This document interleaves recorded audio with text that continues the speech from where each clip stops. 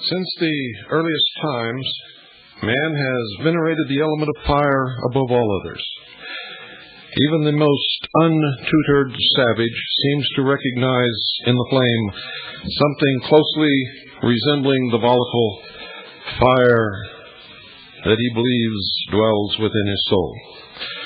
The mysterious, vibrant, radiant energy of fire was beyond his ability to analyze, yet he felt its power. It could be debated that as man sat huddled in the cold, in the darkness of the night,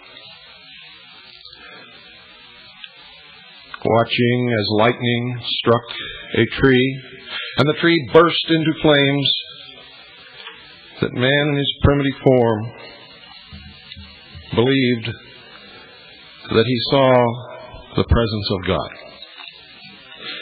Indeed, it may have been this fire in lightning form that began the tale of the angel of light flung to the earth after rebelling against God. For the philosophers of fire were certainly the first leaders, the first priests. They hoarded the secret from the others, and that has been their pattern on to this day. The vibrant, mysterious, radiant energy of fire was beyond his ability to comprehend. Yet he felt its power. And knowing that the sun was the only thing in the heavens that brought warmth, it was then a very short distance to the connection that the fire came from the sun, and the sun was the symbol of the mighty force of God. And of course, many believed that the sun was indeed God.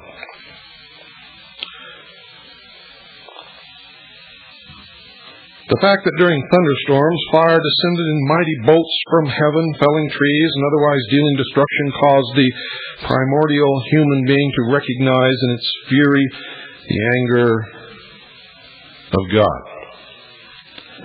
Later, when man personified the elements and created the multitudinous pantheons which now exist and have existed throughout history, he placed in the hand of his supreme deity the torch, the thunderbolt, or the flaming sword, and upon his head a crown, its gilded points symbolizing the flaming rays of the sun, and all crowns on all of the heads of kings and emperors and mighty sultans have been the symbols of the rays of the sun.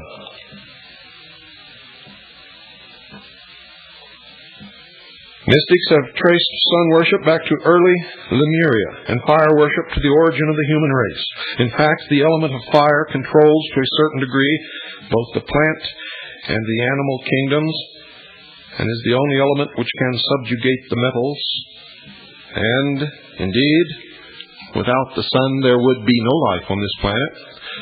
Indeed, if we were just a little closer to the sun, there could be no life on this planet, and if we were just a little farther away from the sun, there could be no life on this planet, at least not life as we know it.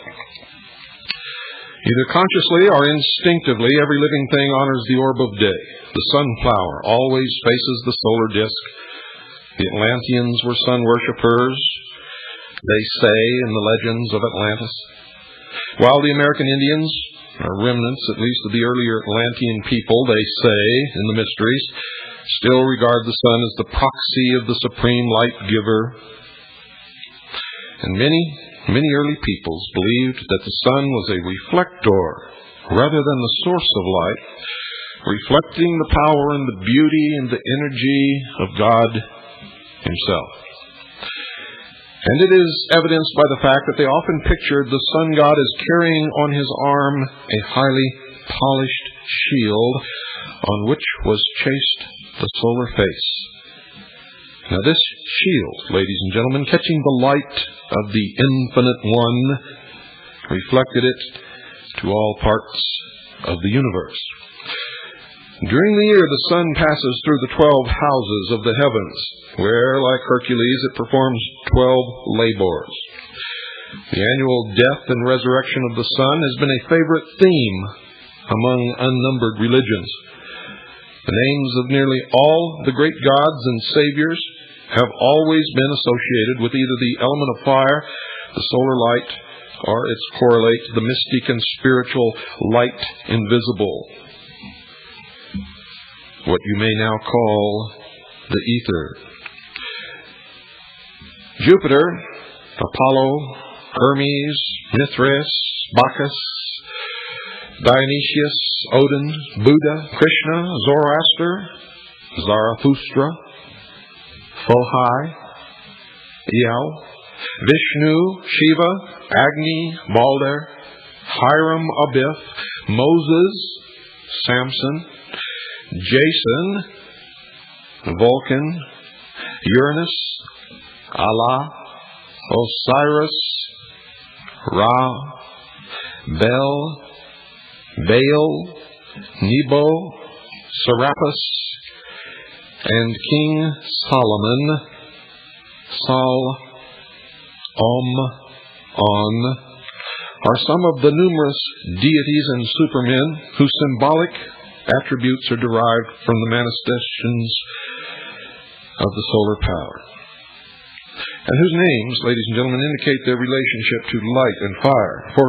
Solomon, Sol-Am-On, is the name of the sun in 3 different languages. Most of you were not aware of that.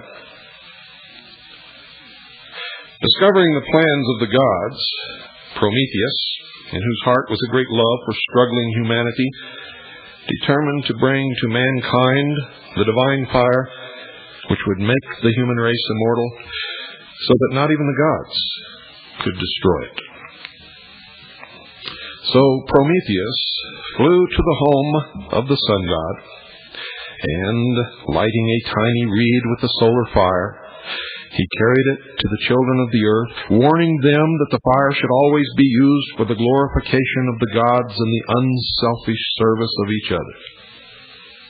Prometheus, you see, was a tremendous lightning strike. The initiate in the mysteries was always instructed concerning the existence of 3 suns, the first of which, the vehicle for God the Father, enlightened and warmed his spirit. The second, the vehicle of God the Son, enfolded and broadened his mind. The third, the vehicle of God the Holy Spirit, nourished and strengthened his body. Light is not only a physical element to these people, it is also a mental and spiritual element. And in the temple, the disciple is told to revere the invisible sun even more than the visible one, for every visible thing is only an effect of the invisible or causal, the generative force represented by an obelisk. And as God is the cause of all causes, he dwells in the invisible world of causation and always in the Trinity, and is represented by the symbol in the Greek alphabet, delta. Delta. Now they say that the actual word Christ is itself sufficient proof that fire and the worship of fire are the 2 most essential elements of the Christian faith. For the rays of light pouring from the sun were viewed by the ancients, and check this if you don't believe it, for it's true, were viewed by the ancients as the blood of the celestial Lamb, which at the vernal equinox died for the sin of the world and redeemed all humanity through its blood or rays.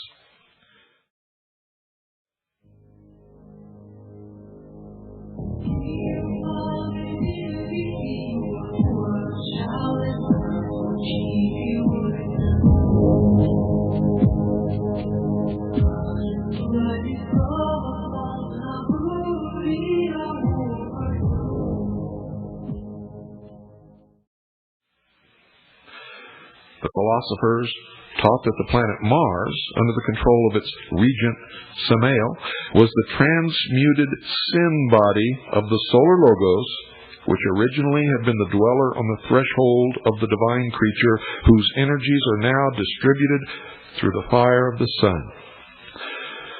Samael, incidentally, was the fiery father of Cain, through whom a part of humanity has received the flame of aspiration and is thus separate from the sons of Seth, whom they say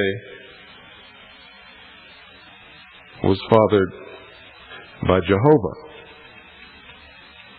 Isn't this strange?